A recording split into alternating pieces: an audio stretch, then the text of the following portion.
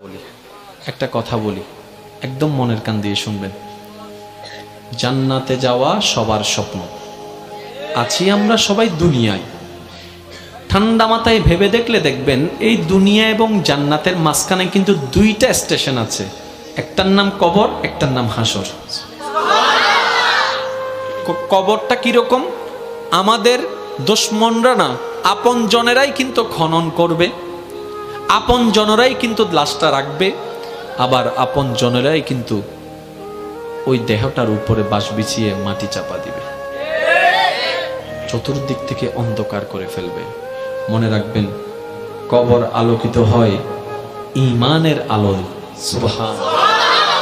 আর হাসর আলোকিত হবে আল্লাহর রহমতের সাথে আপনার আমলের আলোয়, সুবহানাল্লাহ। হাসর আলোকিত হবে আমলের গুণে, কবর আলোকিত হবে ঈমানের গুণে। আর ঈমানটা কানে থাকে না, মনে থাকে। তাহলে সেই মনটাকে যদি আপনি পরিষ্কার করে ফেলতে পারেন, হ্যাঁ সত্য, এটা একদিনে হয় না, এটা এক সপ্তাহে হয় না, এটা এক মাসে হয় না, এটা এক বছরে হয় না। এটা হচ্ছে বান্দা চেষ্টা করতেই থাকবে, হিংসা থেকে যেন সে নিজেকে বাঁচাই রাখতে পারে। মন চাচ্ছে অন্যের বদনাম করতে, সে জিহ্বাকে কামড় দিয়ে রাখবে। দুনিয়া উল্টায় যাক, আমি বদনাম করব না, আমি বদনাম করব না, আমি বদনাম করব না। মন বলছে তাকে মেরে ফাটাই ফেল রাগের কারণে। আপনি বলবেন দুনিয়া উল্টায় যাক, আমি তার গায়ে হাত তুলব না, আমি মাফ করে দিলাম, আমি মাফ করে দিলাম। কেউ একজন এসে বলল অমুক তোর নামে বদনাম করছে, যা যা বিশ্রী কথা বলছে, আপনি মুস্কি হেসে কথাটাকে রিসিভ করে বলবেন আলহামদুলিল্লাহ, আমি তাকে মাফ করে দিয়েছি। এভাবে যখন বান্দা চেষ্টা করতেই আছে, শয়তান আপনাকে হয়তো অন্তর ঘরে, না হয় বন্ধু বান্ধব দিয়ে কিছু কথা আপনাকে কানের মধ্যে পিন দিবে। যেমন কিছু কেউ কেউ কেউ আপনাকে এসে বলবে যে তুই কি ঠান্ডা হয়ে গেলি, তুই কি হার মেনে গেলি, তুই কি পরাজিত হয়ে গেলি, তুই মারতে পারিস মারস না কেন, তুই বলতে পারিস বলস না কেন, তুই বাধা দিতে পারিস দেশ না কেন। আপনি বলবেন দুনিয়াকে খুশি করার আমার দরকার নাই, আমার রবকে খুশি করার দরকার, সুবহানাল্লাহ। মনে রাখবেন ভাইয়ের একটা কথা, সব কিছুর মূলে রব।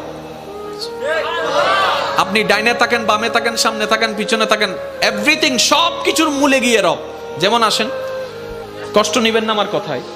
কোন একটা কথা, কোন একটা মানুষ যদি প্রথমে ওই অ্যাক্সিডেন্ট হয়, প্রথমে হলো যে হন মেডিকেল ফুডিয়ে হন্ডা ডাক্তারে সাইয়েরা হবো দে চিরাং মেডিকেল লই যাব দিয়ে দে হন্ডা মাতন না হন্ডা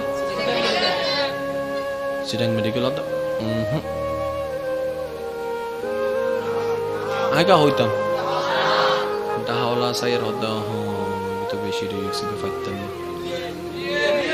জোর হ না ইয়া বারেন না জায়গা সব জান না, বারেন না ইন্ডিয়া হদ্দা ফাইতাম না। লন্ডন যাবে হন্ডা, লন্ডন সিঙ্গাপুর ইতারা হদ্দা মারে মা এই মেশিন হারাত তো নাই। আমেরিকা যাবে, আমেরিকা যাওয়ার পরে ডাক্তার হদ্দা ইটা হদ্দা আর হনমিকে যাইতো না হইস পডিয়াতুন গুইতে গুইতে চলি সিধা হন্ডায় আমেরিকা হদ্দা আই আর হন্ডা হইম। ইতারা তো সিনিয়র হাসে ফাটাইতে ফাটাইতে আর হাসে ফাটাই আ হন্ডা ফাটাইম। আর তুম সিনিয়র মেশিন তান্ডা হনমিককে জোরহনা সিনিয়র মেশিন তার তো হনমিককে। এবার আমেরিকা ডাক্তার হতে আল্লাহ লাগর, আল্লাহ লাগর, আল্লাহ লাগর, আল্লাহ লাগর, শেষ ফল দিয়ে এর কি হস আল্লাহ লাগর, আল্লাহ লাগর, আল্লাহরে ডাক, আল্লাহরে ডাক, আল্লাহরে ডাক।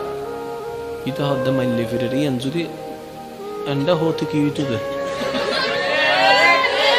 ইয়া শেষ পর্যন্ত হার হাসে নাম বুঝে দে জোর হ না হার হাসে আরো জোরে হার হাসে আল্লাহ হদ্দে এত বাদে না ডাক হদ্দে ঠেকাত করি ইয়াকার নাম লর তো জিয়েন ঠেকাত ফরি লম পরে ইয়ান আল্লাহ পছন্দ না করে। আল্লাহ হদ্দে আল্লাহ পাক বলছেন বান্দার ঠেকাই পড়ে আসলে আমি রহমত করি, কিন্তু আমি বেশি খুশি হই যখন আমার বান্দার কোনো ঠেকা থাকে না, সে নিজে থেকেই আমাকে স্মরণ করে, নিজে থেকেই আমাকে ডাকতে থাকে, নিজে থেকেই আমাকে ভালোবাসতে থাকে, নিজে থেকেই আমার কাছে চাইতে থাকে, নিজে থেকেই আমার কাছে যখন সিলিন্ডার করতে থাকে, আমি রব ওই বান্দার উপর বেশি খুশি হয়ে যাই। তাই তো 5 ওয়াক্ত ফরজ নামাজ আমার আদেশের কারণে আমার বান্দা দাঁড়িয়ে যায়। ব্যবসাকে পিছনে রেখে, চাকরিকে পিছনে রেখে, রান্নাঘরকে পিছনে রেখে, শত ব্যস্ততার মধ্যে আমার বান্দা 5 ওয়াক্তে 5 বার ওয়াক্তে ওয়াক্তে আমার ডাকে সাড়া দিয়ে নামাজে দাঁড়িয়ে যাচ্ছে। কেউ মসজিদে, কেউ যায় নামাজে, কেউ ঘরের মধ্যে, কেউ ব্যবসার মধ্যে, কেউ অফিসের মধ্যে, কেউ ফ্লাইটের মধ্যে, কেউ জাহাজের মধ্যে, কেউ নৌকার মধ্যে, কেউ গাড়ির মধ্যে।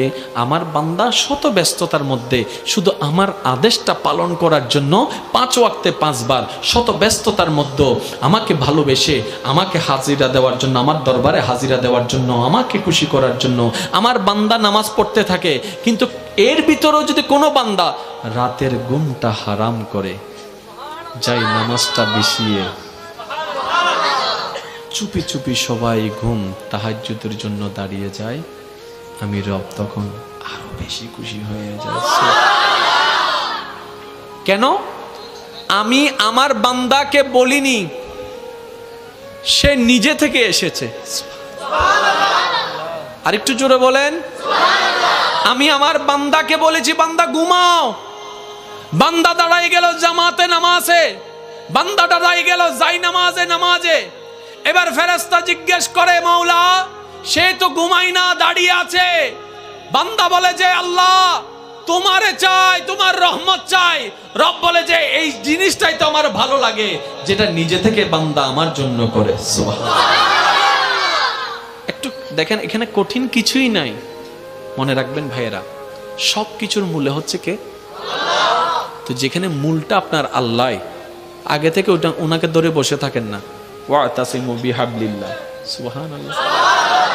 তাহলে কিন্তু আর এত দিক বেদিক ডাইন বাম করার কোনো সুযোগ দরকারই নাই।